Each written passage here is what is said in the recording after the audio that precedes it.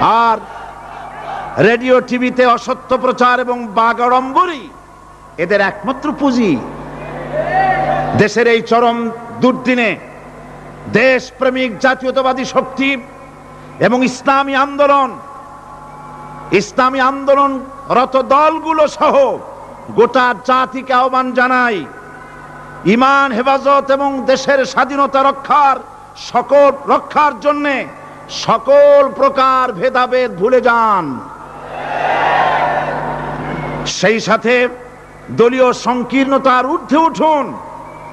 আভ্যন্তরীণ কোন্দল থাকলে মিটিয়ে ফেলুন। একমাত্র মুসলমান পরিচয়ে কাঁধে কাঁধ মিলিয়ে দাঁড়ান।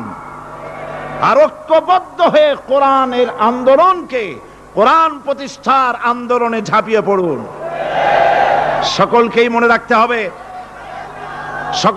রাখতে হবে কাফের, মুশরিক, মুনাফিকদের অধীনে গোলামীর জিন্দেগির চাইতে ঈমান হেফাজত এবং স্বাধীনতা রক্ষার জিহাদে শরীক হয়ে শাহাদাতের মৃত্যু হাজার গুণে শ্রেয়।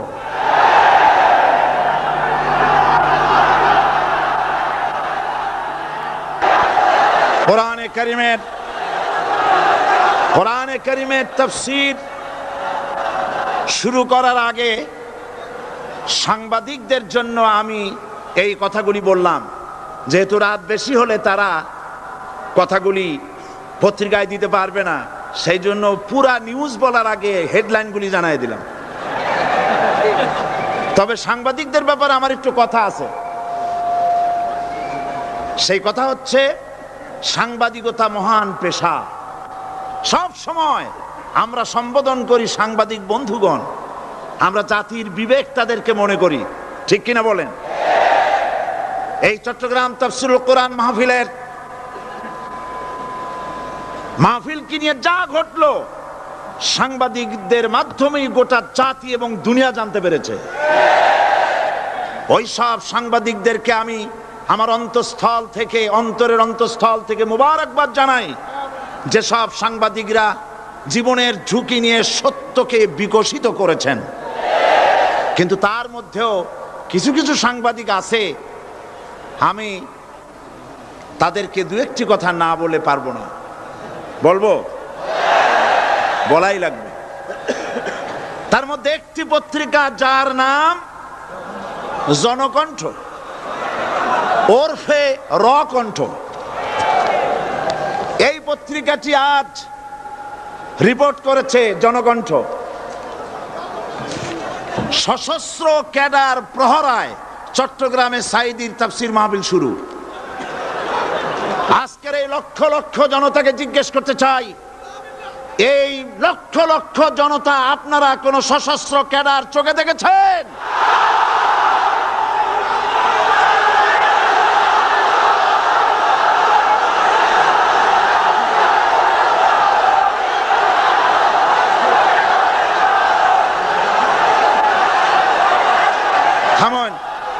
থামেন। আমার করুণা হয়, ওই সব লোকের জন্য করুণা হয়। রাসূলুল্লাহকে চোখে দেখে আবু জাহেল যেমন বিশ্বাস করতে পারে নাই, এই শ্রেণীর লোকেরা এত বড় মাহফিল দেখেও কলিজায় জাহান্নামের ভয় আসে নাই।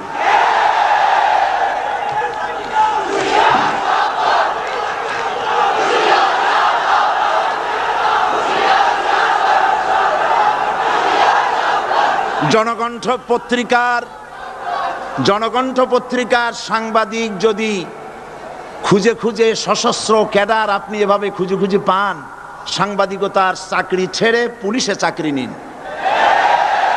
আপনার দ্বারা অন্তত পুলিশ বাহিনী উপকার পাবে।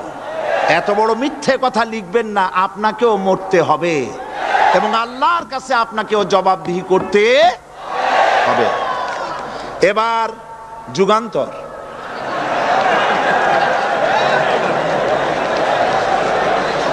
যুগান্তর পত্রিকা নতুন বেরিয়েছে।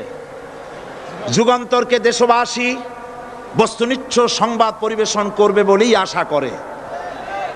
জনকণ্ঠের মতো জঘন্য কণ্ঠে যুগান্তর পরিণত হোক, জাতি তা চায় না। যুগান্তরের রিপোর্টার কি রিপোর্ট করলেন? আপনি লিখেছেন আই কোড, আপনি যা লিখেছেন আমি তা পড়ছি। সাইদি বলেন এ সরকারকে জালিম সরকার আখ্যায়িত করে বলেন, আগুন নিয়ে খেলা করবেন না, বেশি বাড়াবাড়ি করলে পিটিয়ে দিল্লিতে পাঠায় দেব। এই লক্ষ জনতা সাক্ষী দেন, সরকারকে পিটাইয়া দিল্লি পাঠাবে এই কথা আমি বলেছি।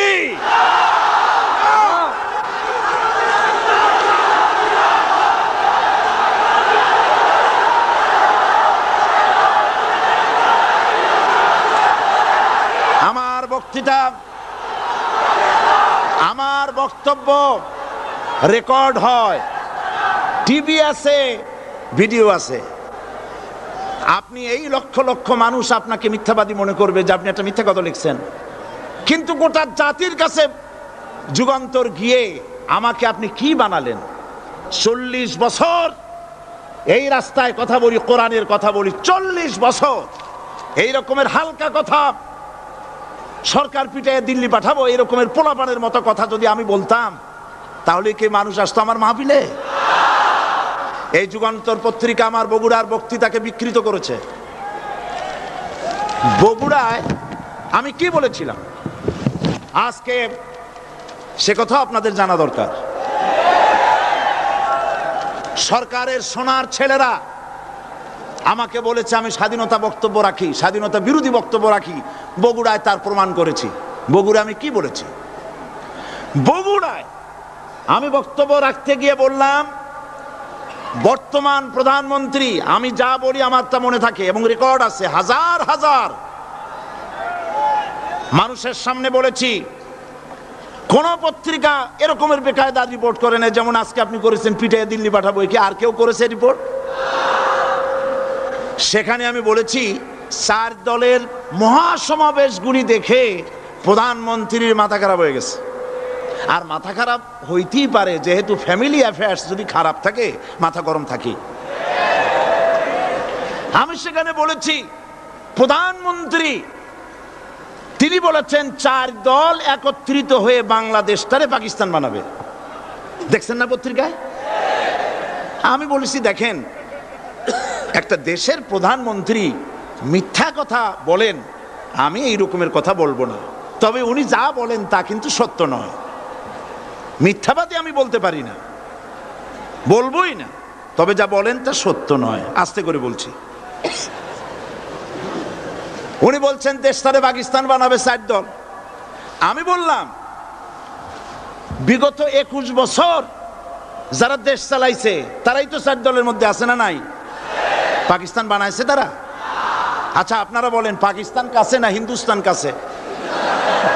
আমি বলেছি যদি বাংলাদেশকে কেউ পাকিস্তান বানাতে চায় তাহলে সর্বপ্রথম কাশ্মীর পাকিস্তান হতে হবে, তারপরে হিন্দুস্তানকে পাকিস্তান হতে হবে। এটা যেমন সম্ভব নয়, কিয়ামত পর্যন্ত বাংলাদেশ পাকিস্তান হওয়া সম্ভব নয়। আমার এই স্পষ্ট বক্তৃতার হাজারো রেকর্ড আছে বগুড়ায়।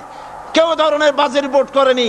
যুগান্তর লিখেছে, সাইদি বলেছে কাশ্মীর পাকিস্তান হইলেই বাংলাদেশ পাকিস্তান হয়ে যাবে।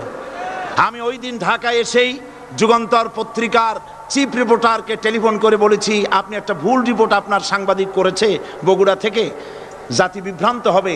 আমি একটা প্রতিবাদ পাঠালাম, অনুগ্রহ করে আমার প্রতিবাদ ছেপে দিবেন। ওনরা সাংবাদিকতার প্রতি মর্যাদা দিতে গিয়ে আমার এই বক্তব্যটা ছাপেন নাই। তার মানে হলো আমার বিরুদ্ধে যদি কেউ কথা বলে হুবহু ছাপা হবে, আর আমি যদি সেলফ ডিফেন্স দিতে চাই বস্তুনিষ্ঠভাবে আমাকে কভারেজ দেওয়া হবে না। এটাই হলো তাদের সবচাইতে আমার প্রতি ক্ষোভ।